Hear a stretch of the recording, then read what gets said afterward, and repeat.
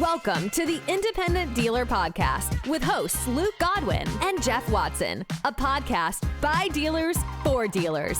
Here we go. Hello and welcome to the Independent Dealer Podcast, brought to you by Buckeye Dealership Consulting. This week we are doing part 3 of our final installment of the book review of Good to Great.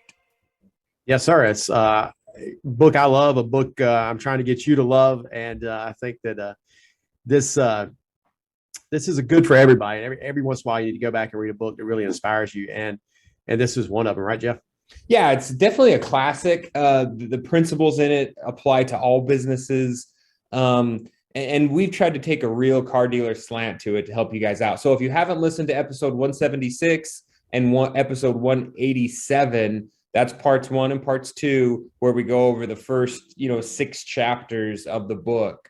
So definitely read the book, listen to the book, and then come back and kind of listen to some of our commentary. We're going to get into chapter 7 here through the end of the book and give you guys a summary of kind of the entire book and our main takeaways. But Luke, to jump right into it, this is a topic that we start out in chapter 7 that's super fond to our hearts. If you guys listen to us at all, you know that we are both a big advocate and a big critic of technology in the independent dealer space, right? We always talk about how we love to be sold, man. Dealers love a new little trinket or a new little plug-in or a new little this or that. And we're okay spending $500 or $1,000 a month on this one new software that's going to solve all our problems. Yeah, we are. And I guess it's just the nature of being an entrepreneur and a car salesman.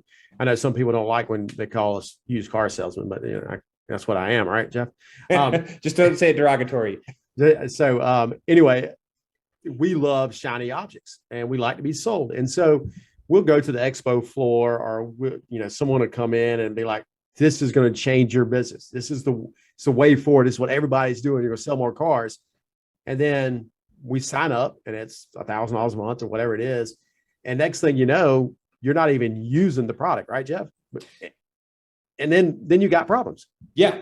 Or you realize that, and this is what we talked about for me the last couple of weeks, is you realize that you already have a product that actually solves that problem. You just don't even know that it has that feature, or you haven't asked them, or you're not utilizing it, or you haven't turned on the feature. And that happens so much. And I'm glad you bring that up, because I've seen it so often. You're like, well, I got this new thing that allows me to text. And somebody be like, well, wouldn't your phone text? And you're like, well, yeah, my phone text. So why'd I get this? Right. Yeah. So, well, it's not tied into this thing or that thing, and you don't know that your vendors, they're continually innovating. A lot of them are going kind of, horizontal and perpendicular and integrating these new technologies. So reaching out to them and finding out if they already have that service or how you can make your current service utilize it. Here's the problem I have, Luke. I've gone too much the opposite direction.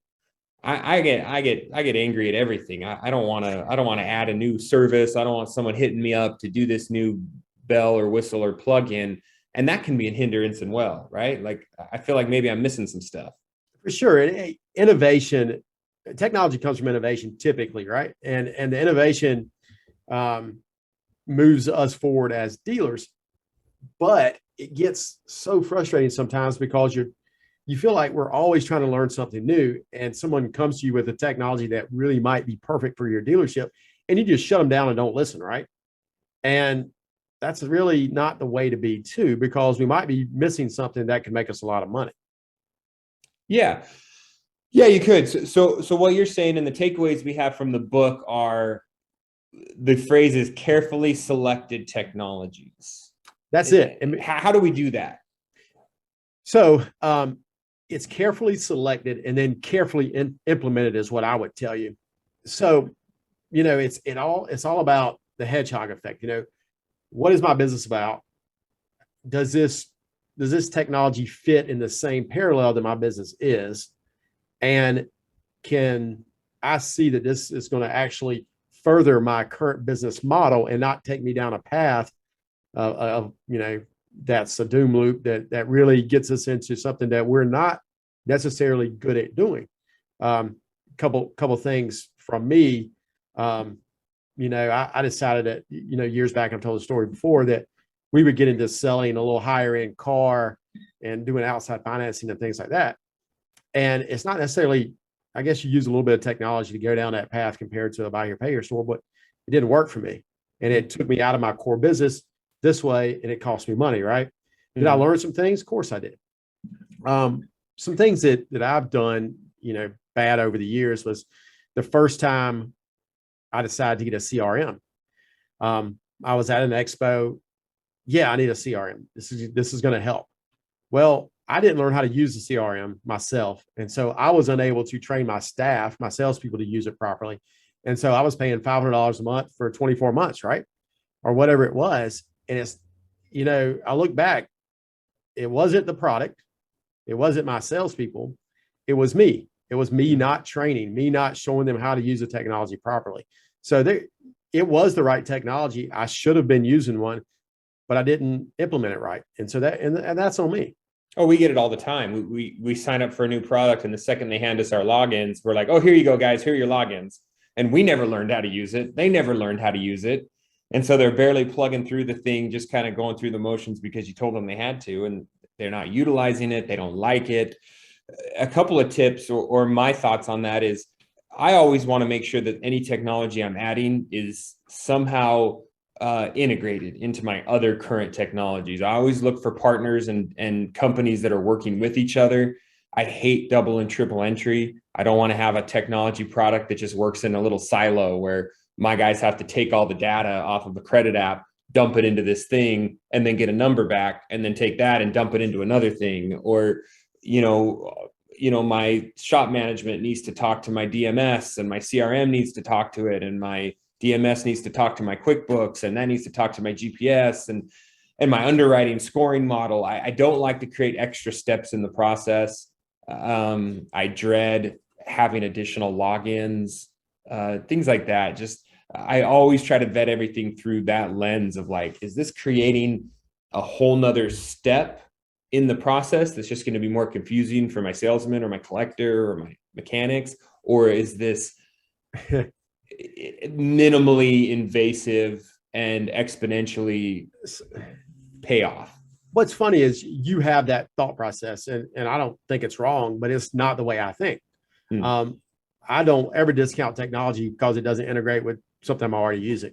I think double entry, unfortunately, is a standard in our business, and it really stinks. But sometimes I notice that if I silo things, it's easier for me to figure it out. And if there's a problem somewhere, it doesn't hold me back. Like if for some reason this technology is not talking this technology exactly right, well, I can figure it out. I can problem solve faster that way. I don't think there's a right or wrong. I think it's just some things are easier than others. A new software that I'm using to buy cars from the public and to inventory management. The way I'm rolling this out, and something I probably recommend in the future, is I'm using it myself before I roll it out to my staff. I do have a little bit of time. It's not super time, dependent. I go in, I'm trying to learn everything about the product that I'm using. And as soon as I feel like I've got a good handle on it, I will train my buyer to do it. And I believe that this is the right way. If you do have a new product, you as the dealer, as the owner, you need to figure it out before everybody else does. Because if you don't know what you don't know. Yeah, you don't know how to teach them, and you also don't know if they're using it right. Yeah. All of a sudden, they're going to come in here and they're going to tell you it's junk and it's no good and you wasted your time and money. But that's just because they're too lazy to figure it out. Or, they're missing some feature that you knew was crucial and the whole reason you bought it. So, if you don't know it enough to inspect what you expect, then it's an absolute waste of time, which I would argue that certain product that you are using to buy cars from the public would be a little bit of a diversion. I would argue that might be outside your three core circles of I am world-class at buy here, pay here, and delivering a quality car, whatever your core competency is. That's a whole business model in itself right there. I mean, that's pretty robust. For me to buy 50, 60 cars from the public every month, or 20 or 30 or whatever it is, to justify the cost of a product like that, that's a pretty serious business. I think you justify the cost pretty quickly, because if you look at what it cost to buy a car just fee wise online. I mean, I bought a couple of cars that just the fees alone for those two cars would have covered my cost for the month for the product. But that's neither here nor there. Yeah. But you're right, it could be. And so I think one of the big takeaways from this is technology can be an accelerator for good and for bad, Jeff. You need to make sure that the technology you select is good for your core business. And, one of my core businesses is buying cars. So that's the reason I can justify that to me. Now, I may find out 12 months from now it's not, but currently in our environment of buying cars at auctions, I think this can help. I agree with that. And if you say, Jeff, look, my entire business model starts out with a good purchase. Yep. I cannot run a buy here, pay here. I cannot run a dealership. I cannot sell cars unless I'm buying the best cars there are out there at the right price. So what I need to find is the one owners, the low mileage, the unique one-offs that aren't showing up at the auction. I need to buy those private party from the public and get my hands on them before the new car guy does, or before they sell it to someone down the street.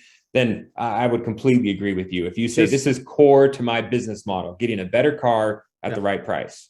This is a besides. On the cars we've bought, we have a recon of less than $300 so far. Yeah. Well, that's crazy, right?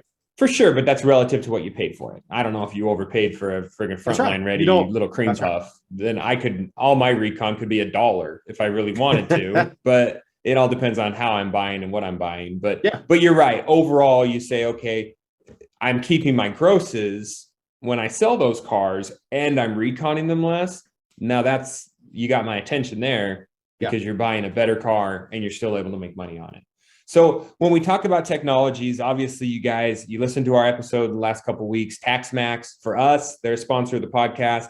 I think they're a great technology. We're going to get Luke to use them full speed this tax time because he wants to get his hands on the tax money. Yep. This is an example for me of a technology that's going to help accelerate your business because it's getting that tax money in your hands sooner and more reliable than just expecting your customer to run down an HR block and then bring you their debit card when they get that money on the one weekend in April when all the money hits. This is a product that you should be using because it is to our core business.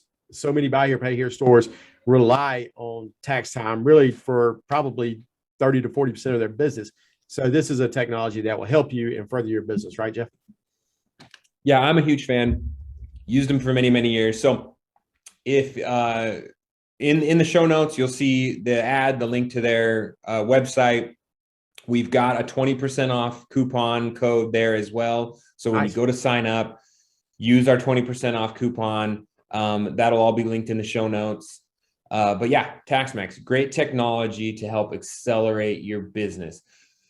Luke, let's talk about chapter 8, the flywheel and the doom loop. When they talk about a flywheel, explain that concept to us. So, it's all about doing the same thing over and over and over again. And that accelerates your business, right? Okay. If all of a sudden you get outside of your core competency and it starts to drag on that flywheel doesn't spin as easily, right?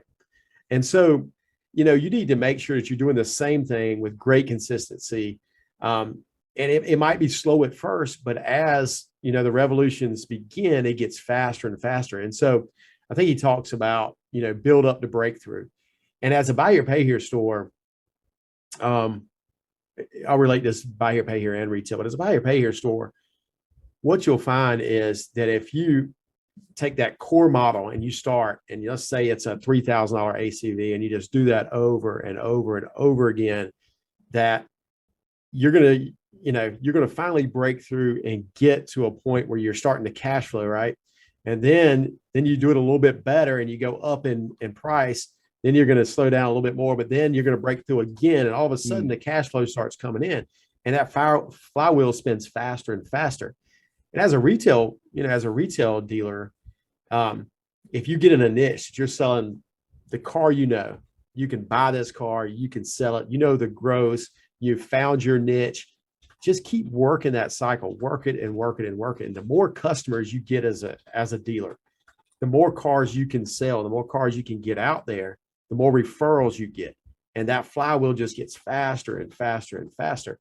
And never get outside of that flywheel, because when you do, it slows that flywheel down.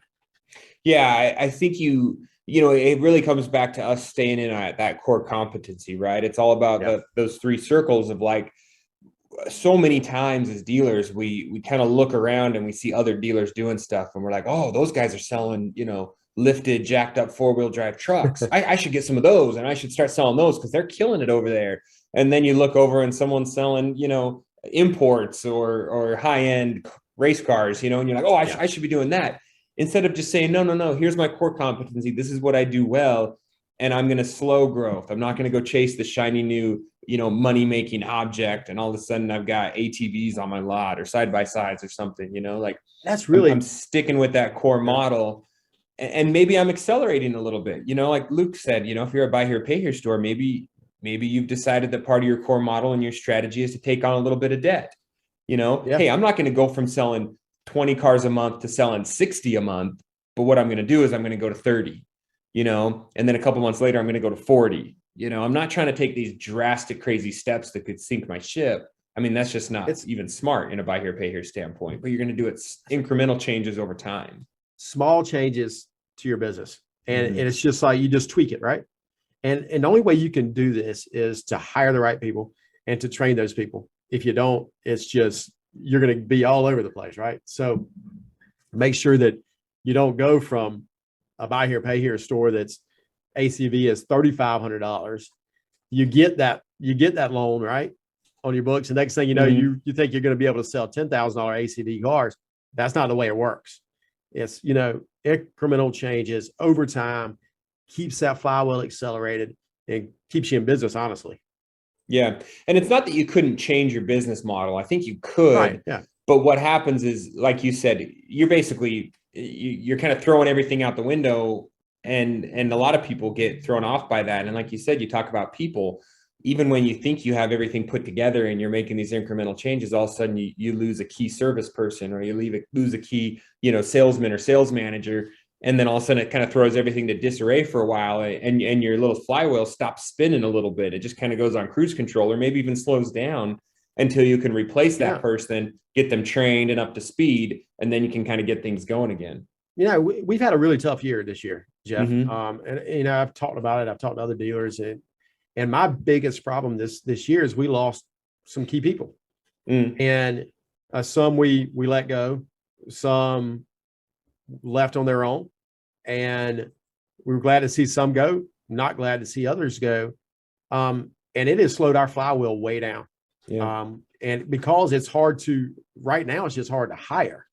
I believe that I can train them if I get them hired, but right now we can't even get someone in the door to start a job. So, make sure you're training, make sure you're keeping people satisfied, because if not, that's a quick way to get into a doom loop, or to slow that flywheel down.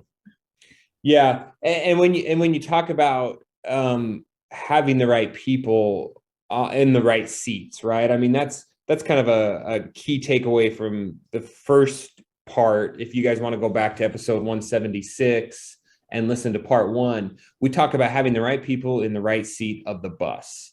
And that is so crucial. And it's hard, Luke, when you say I don't have enough people, and some people might be thinking that, it's really hard to kick someone off your bus that's the wrong person when your bus is already, barely full. Yeah. But it's the right thing to do. And it's so hard. It's so hard. But if you've got someone who doesn't abide by your principles, I think you actually talked about that. If someone's not doing it the Godwin Motors way, I had a discussion with that this morning. If you're not doing things the way you taught them to do, and you teach them again and they still don't do it, they got to get off the bus. If not, you got problems. Yeah. We had that conversation the other day, and I said, hey, I get it. This is the way you want to do it, because I've taught you, we've trained you, and you continue to do it this way. You need to go start your own dealership. Let me help you get your dealer license. Let me help you find a piece of land. Let me help you buy inventory. Because if you want to keep doing it this way, then you need to go start your own dealership. And that's a tough conversation to have with these guys, but it really hopefully drives home the fact of like, I get it. I get it. You think you know better. I get it. You think you've got this thing figured out, but this is the way we operate. And if you have a problem with that, let's sit down and let's reevaluate our processes and our procedures, and I'll listen to you and we'll take that into consideration. But I can't just have you going wild cowboy and starting some new process or procedure because you felt like it. I had a service meeting this morning, and I said, this is the process, right? We are trained on this process. If we don't follow this process, there's chaos. And my service manager said, you know what? I believe we have people who understand how to follow the process now. And we can't say we had that 2 months ago. And so the more we train on the process, the more we do the process properly, the flywheel gets faster. We will get to our goals. And it's just going to take a little while. I thought I was on cruise control this time last year. I was not. Well, yeah. I was, but now currently I'm not. And you were talking earlier just a minute ago about how high your payroll was last month, and mine's high. And I was thinking the same thing the other day when I was doing some reconciliation of last month, and I said, "Dang, that's really high." And I started looking back at last year. We got less employees, but my freaking payroll is about the same. And I'm like, what's going on? But then you think about it. Well, everybody's gotten about a 15 to 20% pay bump this year. So that really, it adds up, and you get nervous and you go, oh my gosh, my payroll's gone up. Business is down. What am I doing? Well, if you keep in the right people, it really doesn't matter, because before you know it, you're going to accelerate again, and you're going to be where you're supposed to be. And you already have the people trained.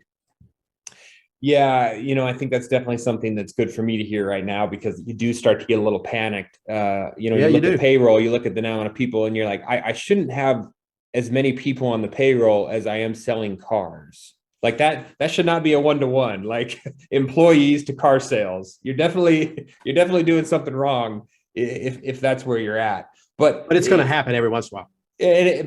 But in that moment, it's hard to not just jettison a bunch of people off the bus and be like, well, fine, if we're only going to sell 20 cars a month, then I guess we only need 5 people here. So the rest of you are out.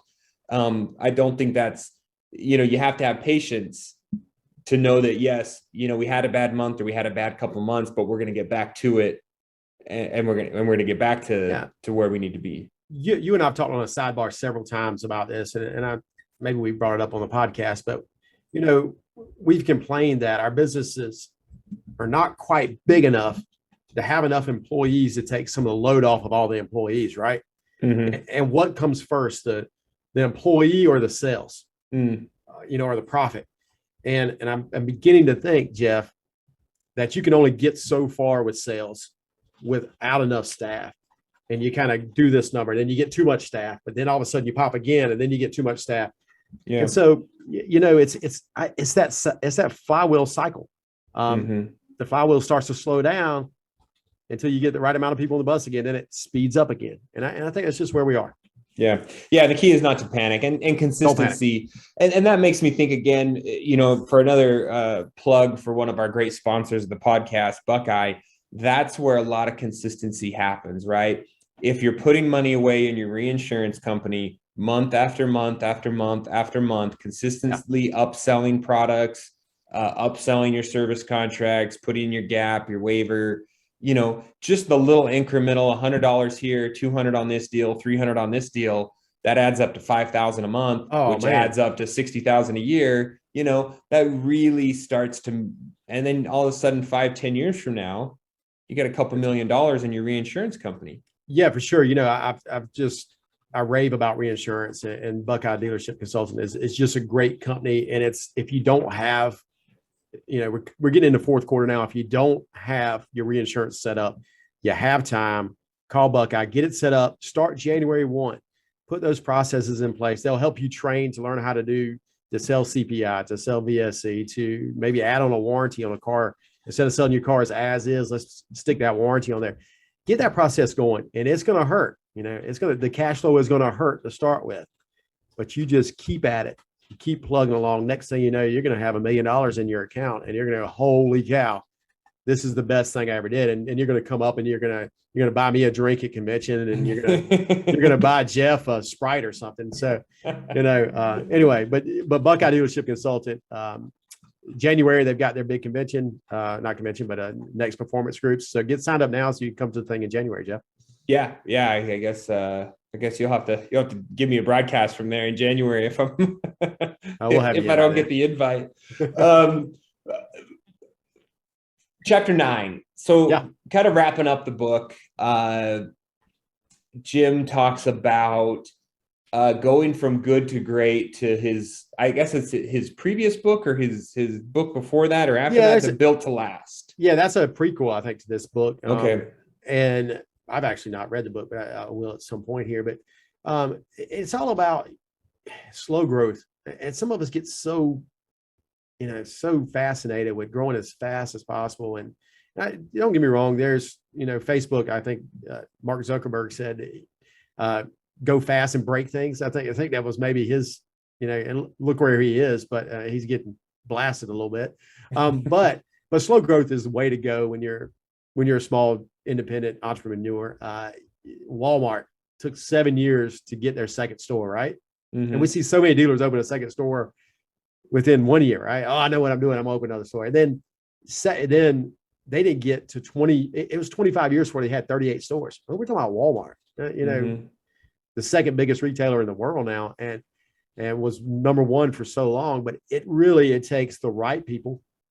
If you've got a surplus of the right people, you're in a good position. That's what HP did. Doing it the HP way, doing it the Godwin Motors way, doing it the Four Seasons way. We have to make sure we have the right people on the bus, slow grow, turn that flywheel. Don't look in every direction. Have big goals, right? Yeah. What was interesting to me when they used the example of Hewlett Packard, right? And I don't remember the specifics, but something was going on in the economy where maybe it was IBM.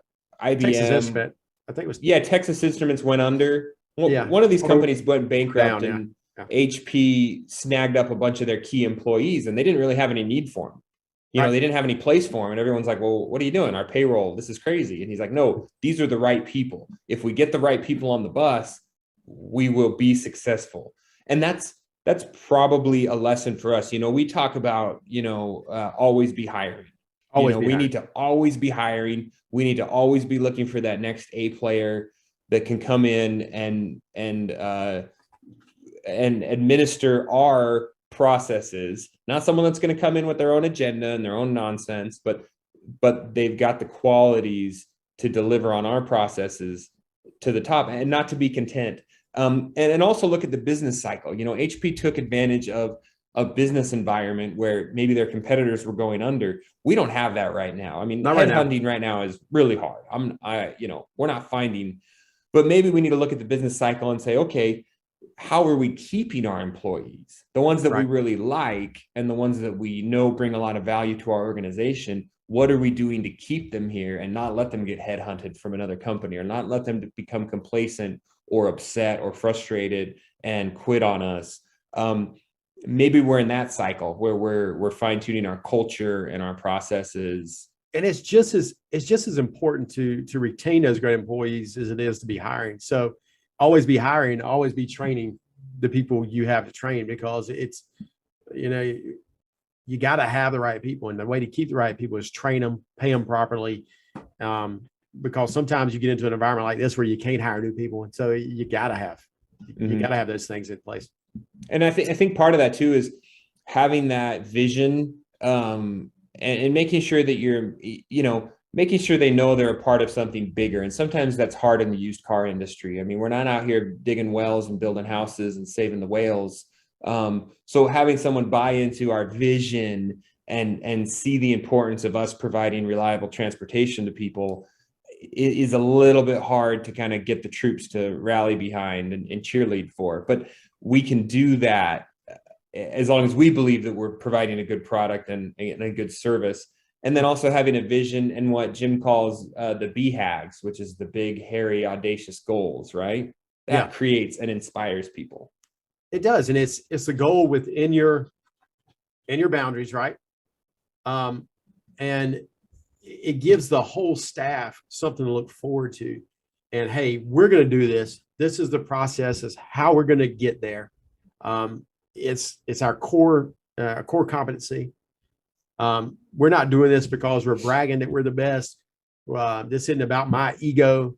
Mm-hmm. This is about, hey, this is our goal. We got the right people on the bus to do it. I need everybody pulling in the right direction. We're going to turn that flywheel. We're going to get to the end. We're going to get to this, big, hairy, audacious goal because I believe in my staff and we can do it.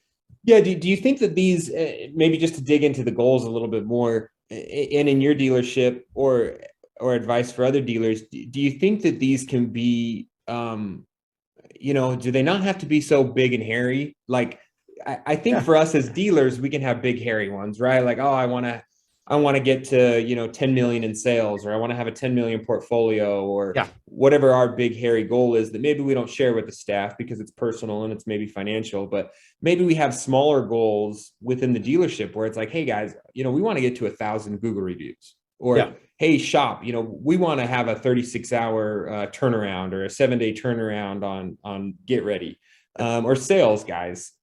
Of course we have our sales goal, but maybe we have a goal for, appointment setting. And do we attach? I think this, Jeff, I think you got to have a big, hairy, audacious goal, right? Yeah. But the way to get there is about all those little smaller goals along the way. This is our big goal. It's 1,000 accounts. That's our goal. We're going to achieve that by collecting better, having less charge-offs, by reselling people who totaled their cars, by selling 40 cars a month, which breaks down to 10 cars a week. And we're going to do that by buying 40 cars a month or 50 cars a month and getting them ready within 5 days. Every goal, that big goal, has to be supported by all these other goals. That's all you do. Mm-hmm. But you got to have that big goal. You got to shoot for the stars. Okay. Within your Milky Way. Yeah. And making sure that everyone there has a buy-in to what their small goals are, right?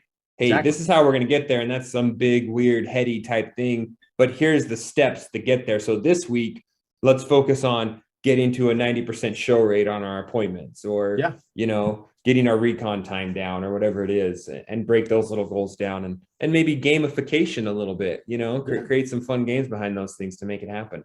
Yeah. The last point was, it's no harder to build a great business than it is just to build a good business. And probably less, I think he said less over time to build something great and something just good. Good's good for a lot of people, but great should be good for us. And that's the reason you listen to the podcast. That's the reason you read books. That's the reason you're at convention, is because you're trying to get great, right? Yeah. And one thing that dawns to me is great, it does not equal big. No. Right. No. Right. And so I think that's probably something to caveat this entire conversation is when you say that, I think to myself, well, it's not any harder to have a 1-man or a 2-man dealership, as it is to have a 100-person dealership, right? Like, are those equally, they could both be great. They could both be great places. They could both hit their goals. They could both be fulfilling and achieve what your life goals are. So either one of those is a good situation. One's not better than the other. For sure. I think great is what you perceive as great, no matter the size of your company. Mm-hmm. That's about it. And I think there's a lot of people that probably have a lot less stress with a 2-man operation than some of these guys do with a 100-person operation. Guarantee. And there's some of them probably take people home the same amount at the end of the month. There's probably some people making more money selling 20 cars a month than some people selling 100 cars a month. I've seen it. Yeah. So Luke, let's wrap it up real quick to end the episode. Give us the key kind of takeaways. I think we probably touched on most of them in this episode. We did. If you read this book and you take anything away, and most people take the biggest thing away, is first who. It's all about the right people on the bus, trained properly. If you get somebody that really fits your core group of people and really has the same beliefs you do, you can train them, hire them today, right? And then the hedgehog concept, which I think is the next big thing to take away: slow and steady wins the race. Keep doing the same thing and you'll get there. And then it's the flywheel effect. It just goes straight from that. If you learn how to do the hedgehog concept and then you start just over and over doing that, that momentum builds. And the faster that momentum builds, the better you're going to get. Don't rush it. Don't rush it. Consistent, stay consistent, keep learning, keep listening to the podcast, of course. Exactly. and leave us a review. We appreciate it. Luke, great information. Have a good week, buddy. Put some of it to work in your dealership, and we'll talk to you next Thursday. All right, man. So glad you joined us. Please take a minute to leave us a review and share this podcast with a friend. The Independent Dealer Podcast. Dealers helping dealers.